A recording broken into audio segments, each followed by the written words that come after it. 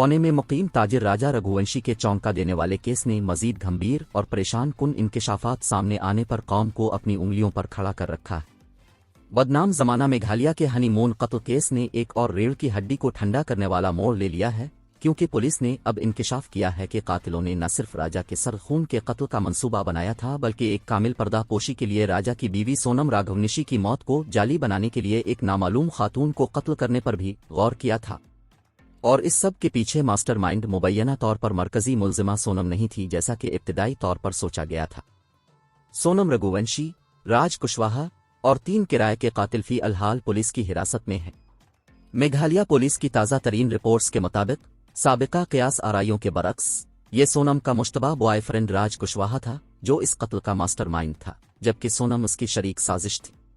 Meghalaya police के मुताबिक राजा को कत्ल करने का मंसूबा 11 मई 2025 को सोनम के साथ इसकी शादी से कुछ दिन पहले बनाया गया था। ईस्ट खासी हिल्स के एसपी विवेक सेन के मुताबिक राज के 3 साथियों ने माली फायदे के बजाय दोस्ती और वफादारी से इसकी मदद की। राज ने उन्हें महज रुपए दिए। लॉजिस्टिक्स का अहाता करने के लिए 50,000 पीटीआई ने साइन का हवाला दिया। राजा को खत्म करने की साजिश 11 मई को सोनम के साथ इसकी शादी से कुछ देर कबल अंदूर में रची गई थी और उसका मास्टरमाइंड राज है, जबकि खातून ने इस साजिश पर रजामंदी जाहिर की थी। तीनों नौजवान दोस्त थे और उनमें से एक राज का कजिन है। ये कोई आम कंट्रैक्ट कलिंग नहीं थी। हाँ, कत्ल करने का मंसूबा था और उन्होंने इसे अपने दोस्त के तौर पर राज के लिए बनाया। पूछ-गुछ के दौरान मुबैना मास्टरमाइंड राज ने एतराफ किया कि उन्होंने हनीमून कत्ल के बारे में एक नहीं बल्कि 2 मंसूबे बनाए थे। राजा की लाश को पहाड़ से धकेलने के बाद उन्होंने एक जाली डूबने का मंसूबा बनाया ताकि यह जाहिर हो कि सोनम राजा के कत्ल के बाद नदी में बह गई थी। एक और मंसूबा यह था कि किसी भी बेतरतीब औरत को कत्ल करके इसकी लाश को सोनम की लाश के तौर पर जला दिया जाए, लेकिन किसी भी मंसूबे पर अमल नहीं हुआ। पुलिस का हवाला देते हुए कहा गया, एक मंसूबा लोगों को यकीन दिलाना था कि वो नदी में बह जाएगी। दूसरा मंसूबा किसी भी औरत को कत्ल करना, लाश को जलाना और ये दावा करना था कि ये सोनम की है। ताहम उनमें से कोई भी मंसूबा नाकाम नहीं हुआ। किराए के कातिल 30 मई 2025 को सोनम के साथ सुहागरात के दौरान राजा को कत्ल करने में कामयाब हो गए और उसकी लाश मेघालय के वेसोडोंग फॉल्स के करीब 200 फुट गहरी घाटी में फेंक दी। ताहम हालिया तहकीकात से ये बात सामने आई है कि इस गिरोह ने कामयाबी से कबल 3 बार राजा को कत्ल करने की कोशिश की। चौथी कोशिश पर राजा को फोटो ऑप के बहाने लालच में लाया गया, इससे पहले कि उसे चाकू से मार दिया गया।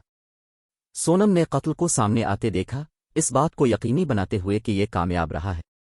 कत्ल के बाद उसने खून के धब्बों को छुपाने और बरसाती कोट समेत शवाहिद छुपाने में कातिलों की मदद की। इसके बाद वो बुर्का में मेघालय से भागी और गुवाहाटी, सिलीगुड़ी, पटना, लखनऊ और आखिरकार अंदूर से होती हुई सफर की।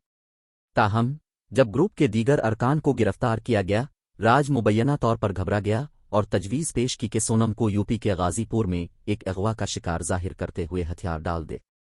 तफ्तीशकारों को गुमराह करने की ये इनकी आखिरी कोशिश थी। पीटीआई ने पुलिस के हवाले से कहा, राज ने विशाल को एक बुर्का दिया था जो उसने सोनम को दिया था।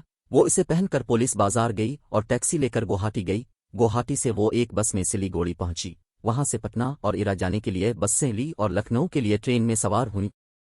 लखनऊ से सोनम पहुंची और पहले बस में सोनम को गिरफ्तार कर लिया गया।